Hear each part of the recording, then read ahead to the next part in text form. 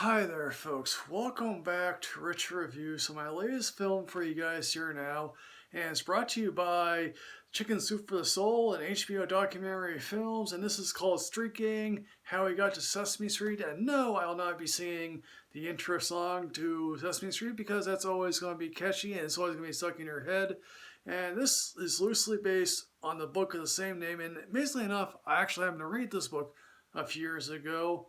And it's quite an actually fascinating look at how Sesame Street got started, became the cultural phenomenon that is today, and how there's a wealth of talking heads in this documentary, including some of the original cast, and Joan Gans Clooney, who's kicking at the age of 90 right now.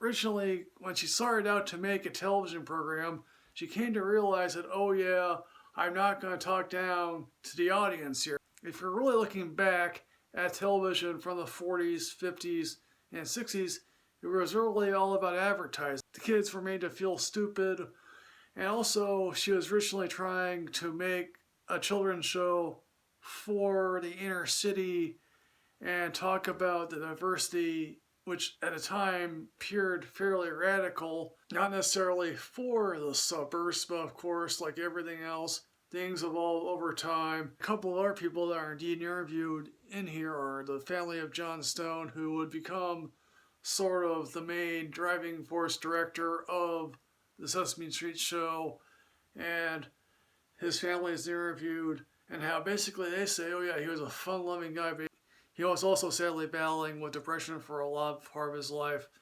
And also Jim Henson, who really, again, what is there to say about Jim Henson after all these years?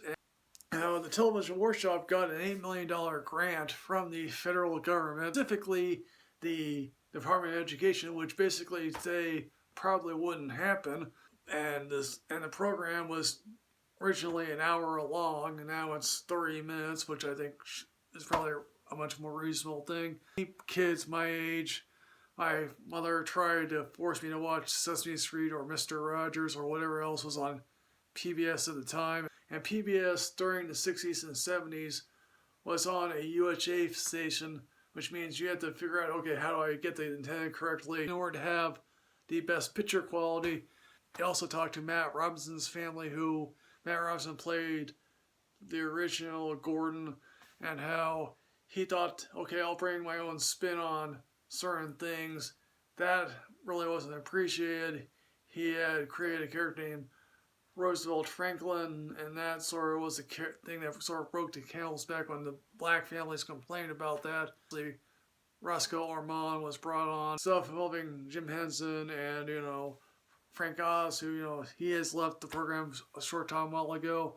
And obviously we get some very fascinating outtakes here.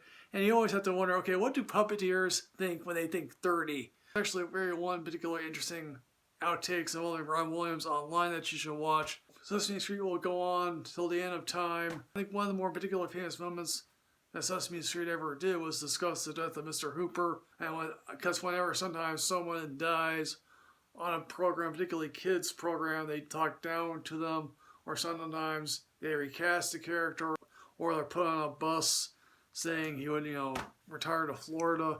And again, Big Bird, played by Carol Spiney, he has a hard time grappling with the concept of death. And I think also Oscar the Grouch represents sort of Spiney's alter ego to a certain degree. And I know a couple of years ago we did the Mr. Rogers documentary, Won't You Be My Neighbor? I don't know where else you go with the PBS hunt after this, because let's face it, there isn't anything as popular as either Sesame Street or Mr. Rogers. I mean, you could do Reading Rainbow. I wouldn't bet on Shiny Time Station, aka Thomas the Tank Engine, or Barney and Friends, because I always thought Barney was a very bizarre show to begin with. Just the wealth of archival footage here of interviews of that time, in which, oh yeah, we all thought the world was ours, and the world was ours for the conquering. Kids just happen to love all the Muppets. Originally, the Muppet stuff was going to be the side stuff, and then the humans characters would take up on Sesame Street, but no, obviously not. It was just a happy accident.